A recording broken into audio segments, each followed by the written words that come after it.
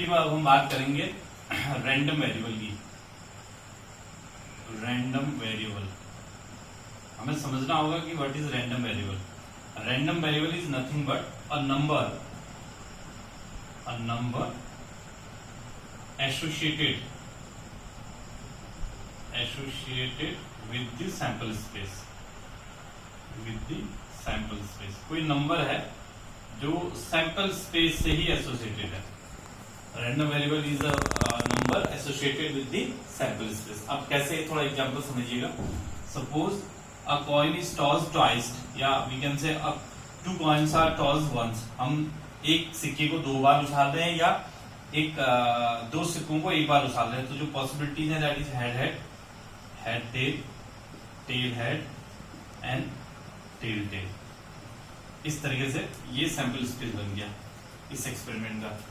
In tossing of a coin twice, किसी coin को दो बार टॉस करने में ये सैंपल स्पेस बनता है। अब मान लीजिए कि यहाँ पे x जो है वो दिखाता है नंबर ऑफ हेड्स को, नंबर ऑफ हेड्स। तो x यहाँ पे एक रैंडम वेरिएबल है। अब अगर इस x को हम h पे ऑपरेट करते हैं, तो x को जब हमने h पे ऑपरेट करा तो इसका मतलब है कि ये बता रहा है number of heads in h। तो 2 हेड्स हैं आपके पास। फिर इस x को अगर हम st पे ऑपरेट करें तो ये बताएगा number of heads in this st 1। फिर x को अगर आप th पे ऑपरेट करें तो number of heads in th is again 1।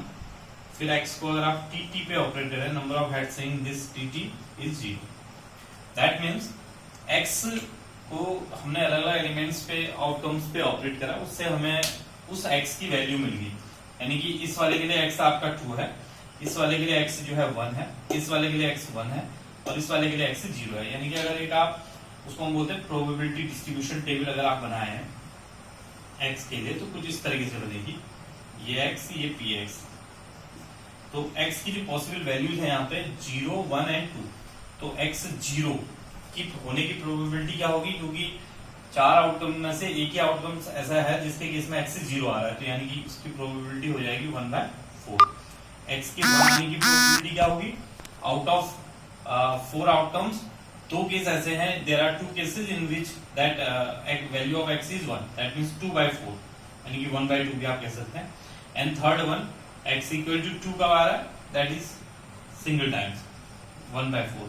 अब अगर आप इन सारे px को ऐड करें 1/4 प्लस 2/4 प्लस 1/4, तो ये 1 आ जाएगा।